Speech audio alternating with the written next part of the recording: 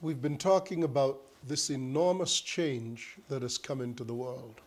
Probably such a foundational change as would result in society, human society, being completely reordered. One of the ways in which human society is being reordered, it is being made into a single society that is interactive. To understand the change that is called virtual reality, we must understand something of how far-reaching it is. Now, the reason it became so far-reaching was not because somebody set out to make it so. It's because it simply evolved along various lines to take advantage of the way human thinking had changed and how humans perceived that their society needed to be reordered in order to accomplish various things. Primarily supplying itself with goods that were needed and services that were required while protecting itself. So not only are individuals involved in this change to virtual reality, governments and nations are just as involved. For example, and just for the purposes of definition, virtual reality used to be considered cyber reality, which is a computer-created reality. But now cyber reality is just a room in the house of virtual reality, because virtual reality has come to have implications far beyond just computer-produced results. It's that the computer aids the human in the quest for the shaping of reality to restore control to the human being. You see, individuality has been lost. In the 1900s, we had the event of the global corporation. We had the oncoming of global empires. And as a result, the human and human individual accomplishments were dwarfed. As mega trends developed, the human began to feel smaller and smaller. But humans, being what they are, wanted somehow to be able to reach out and take back the control over their daily lives, over their daily decision-making.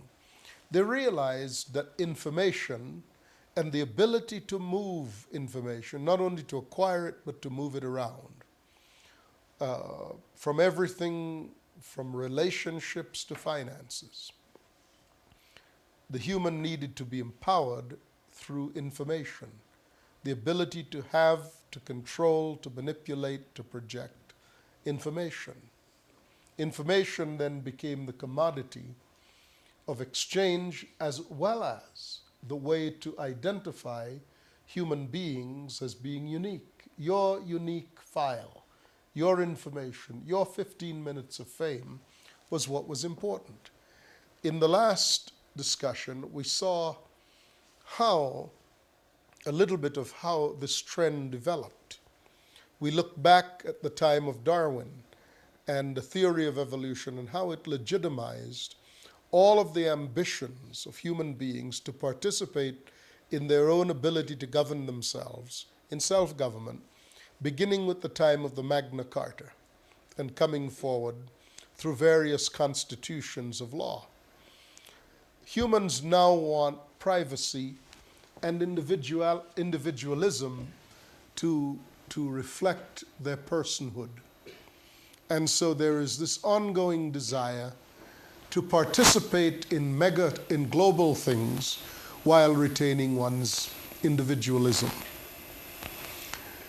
Other social factors that have occurred make it easier for the populations of the world to buy into this concept of reality, virtual reality, namely the reality you may create to serve your needs for individualism and individual choice, which reality you create out of component parts, you're no longer stuck with the hand, as it were, that you were dealt. And in the last discussion, we spoke about how sequencing the genome, not particularly a cyber occurrence, has given focus, impetus, and legitimacy to the human quest for this restoration of individual personhood. Now, you can go shopping at the flea market or sell your goods all over the world on eBay, not just down at the local flea market. Young people used to meet in study hall. Now, young people meet, court, marry, and will soon be able to marry online. The chat room has replaced the study hall. And the dating services has replaced the matchmaker, has become the matchmaker.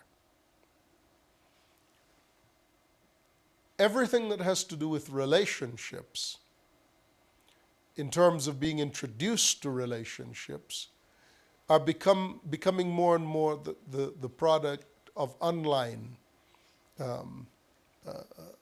functions. And businesses even are forming to allow for the creation of relationships. Not all of this is good, by the way. And with all these new developments, unique problems follow. The internet, like anything else, is neither good nor bad. It will reflect the attitudes and the character of its users. And as such, then, the internet will be no more than the mirror of society's condition. It will not be good, it will not be bad, but its participants, the people who participate in it, will determine its character. And in that sense, it will be fully reflective of human society. We're watching how society itself has been changed in order to accommodate to virtual reality. What we used to consider the nuclear family, the building block of society, to put more conventional terminology to it, the Leave It to Beaver family, the family of the same husband and wife and children, now comprises 12% of the population, according to recent surveys. 47% of families in the nation are what is said to be blended families. Now, what that means is that for a child growing up, 1 in 2, half of the families, do not know who their brothers or sisters are going to be, except perhaps who their parents bring home and what the children of those people that their parents bring home are. That's the blended family. Mine, ours, and yours, so to speak. So families today and children growing up in families today, 1 out of every 2 are subject to this form. They're the subjects of this form of social order. So relationships are not permanent. So they create rules to intensify the relationship while it lasts. Again, virtual reality is not necessarily a permanent reality. It is reality for the moment. It's reality as long as reality lasts. That's one of the more significant changes that has come about. Before, people wanted enduring things, lasting things. Now, people want the intensity of the experience while the dynamic remains, but assume that the dynamic is transitory. So People do not look at working for a company anymore for 30 years. That's not security. They want to make as much money, build as fine a resume as they can while they're doing that job. But the generations of today do not look for retirement from the company in which they had worked for 30 years with a gold watch. They do not look for that kind of retirement. They look for moving on, moving up, and eventually perhaps to start their own business, utilizing the capital they acquired from previous employments and the experience and contacts that they acquired. So every job is designed to give you a portfolio of experiences, some different aspect that allows you personally to become bankable. Nowhere is this more commonly seen than in the American entertainment industry, in which young people now who used to be stars are now moguls. They are extremely well versed in the business of being famous. So again, a population has arisen that's founded in a virtual family, not a permanent family, but various elements put together, and the purpose of which is to maximize the experience for the time of the duration of the relationship. So people today, it's a common perception that a marriage today with an average lifespan of 6 years, 6 years is the average lifespan of a marriage today. So no one expects, or the society is rapidly approaching the point where you're likely to be asked if you're not bored with the same person if you've been married to them for a whole lifetime. And the thought of being married to one person for 50 years is inconceivable to the minds of this generation, because they're not being raised in families of permanence. Therefore, reality does not equate permanence in the minds of the majority of the citizenry that's rising up in the world today. So virtual reality is not permanence. It is intensity of experience for the time of the experience. Virtual reality, which is creating a reality out of component parts, has taken on all manner of forms. Needless to say, business has been a pioneer in utilizing virtual reality.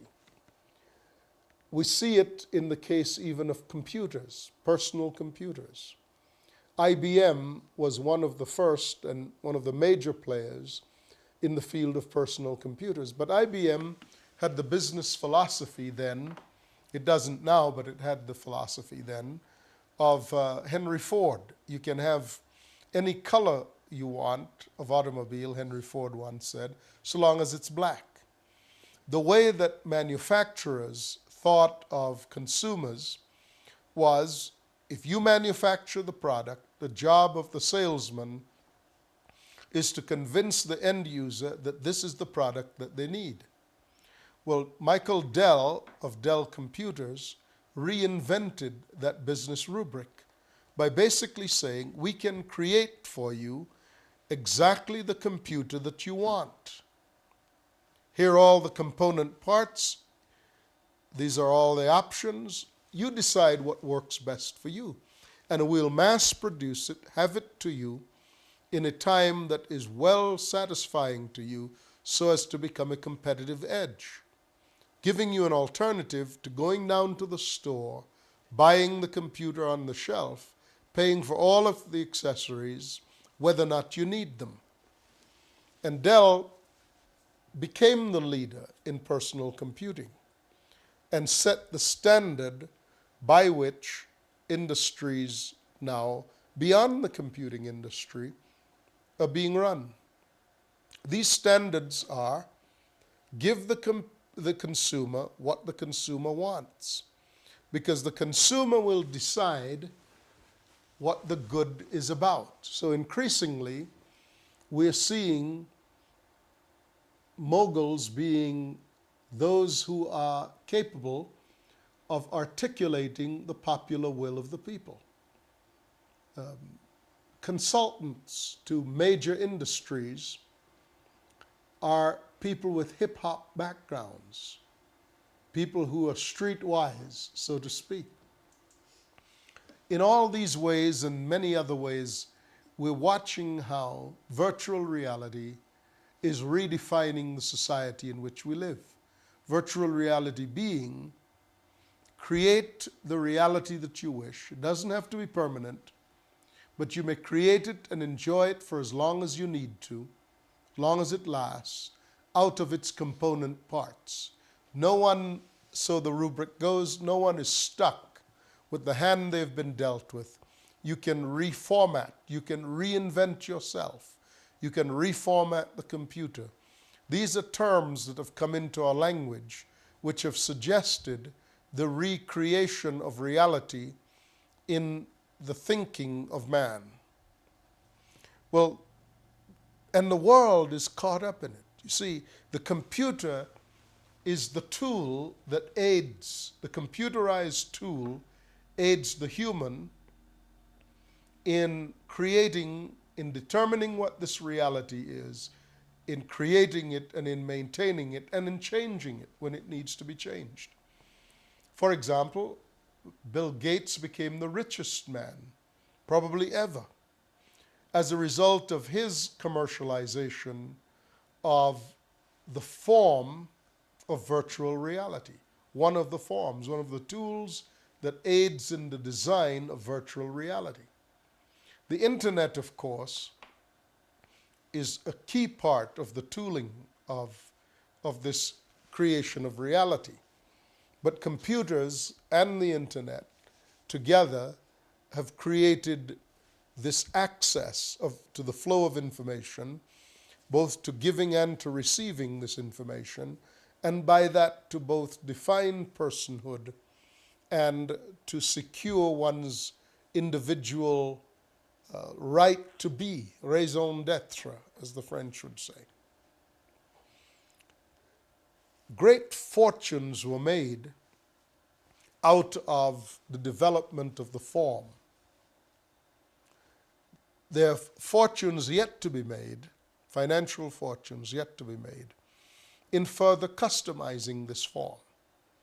And the direction that this customizing will take, the direction will be towards speed, accuracy, the retention of information, and the interactive nature of the tools of this reality. So increasingly, you're seeing single gadgets compacting multiple forms.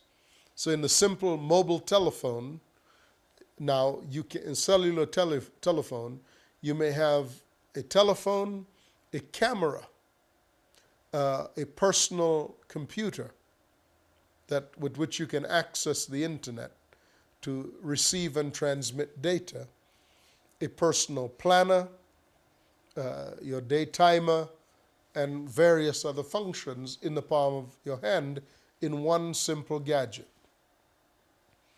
Increasingly, you will see all electronic gadgetry becoming more and more compacted to aid in the creation and maintaining of virtual reality. The huge next wave, however, is going to be in the area of content. Because after all, the tools of computer and the internet and the computerized arm of, if you like, of virtual reality is all form. Substance, however, is quite another matter. We have watched as there has been a frantic trading in substance.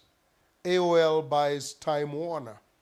Time Warner representing substance, having programs, movies, music, publishing, books, those kinds of things, all of those being content to be sent through the form of the internet or accessed through the form of the internet or the digital revolution. Whoever participates in the creation of valuable content is in the line of the new commerce. The new commerce is for the creation of consumable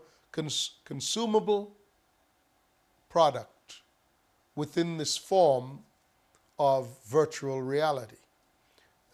People, to understand it simply, people would say, well, what's the use having 160 channels of television if there's nothing to watch? So creating substance, creating, if you like, content, is going to be the next big issue. Form and content are somewhat like the garden hose and the water that comes out of the faucet. The water out of the faucet is content. It's what you want to put in different spots in the garden. The garden hose is your flexible movement of the water around the garden. The internet and computers are the flexible way to transmit information. But the information itself is the content. Now, there's some critical factors to be observed about this matter of virtual reality. First, in order to participate, you must have a permanent, portable identity. The identity must be permanent, and its portability is required because of the flexibility of the form of computer and internet aiding the function of virtual reality, creating a reality out of the component parts. This is going to be the next big thing. We all smile as we recognize at once the absurdity and yet the truth of a lost identity. When we look at these commercials for loss of identity, where an old Japanese man in Honolulu is buying skateboards in Kansas City, speaking with the voice of a youngster. Because we've all experienced standing in front of the clerk who is looking at the computer screen, who cannot find our file, even if we have the paper documents, and being obliged to say to us, in effect, "Sir, madam, I regret to inform you that you do not exist. Because if you do not have an identity, you do not exist. What's more, if someone has stolen your identity, then vis-a-vis virtual reality, it's not that that person is acting for you or acting as if he were you. It is that vis-a-vis virtual reality, whoever possesses your identity is the only you that is recognizable. You're personally not recognizable in any other way. So that person doesn't act as you. That person is you. And you are that person. So that person may transact business in your name, and as far as the sellers are concerned, the merchants are concerned, another you does not exist. What are the implications of this vast new world and this redefinition of reality? What are the implications of these for the church? This is a critical discussion. Clearly, with this having changed, the church needs to understand what the changes portend for the church. It cannot be business as usual, for if it is, we would be considered already irrelevant.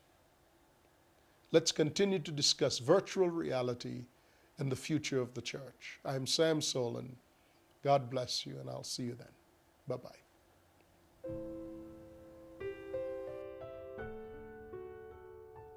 I know the plans that I have.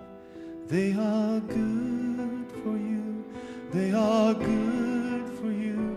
I know the plans that I have. They are good for you. They are good for you.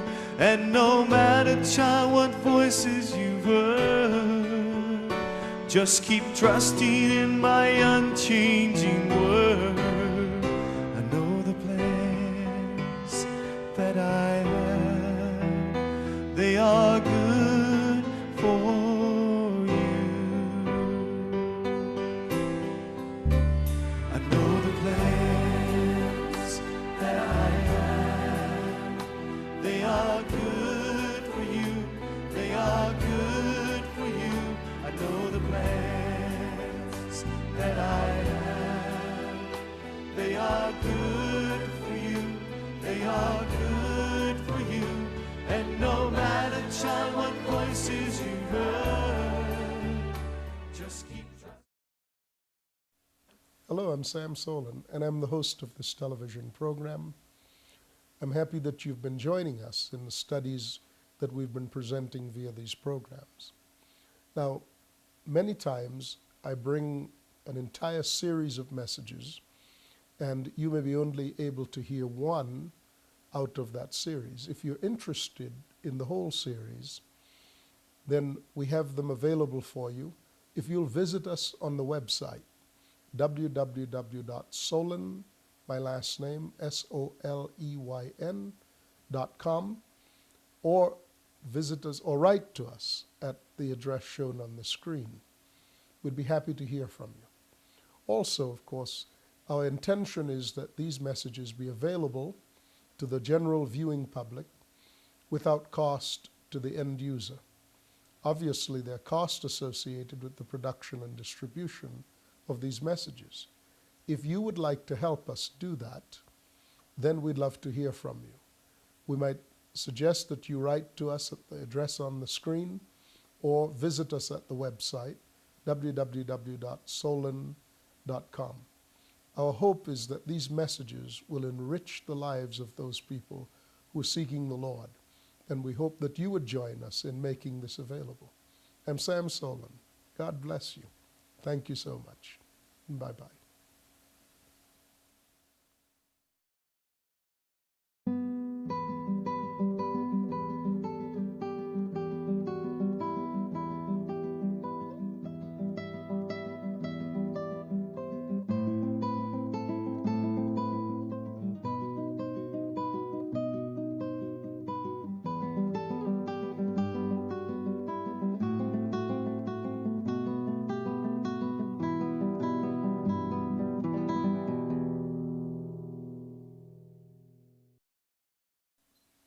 I'm Sam Soleyn, and I'm the host of this program.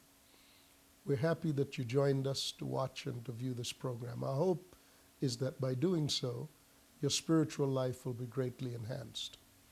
Visit us on our website at www.soleyn.com for further information on these messages. Thank you so much, and God bless you. Bye-bye.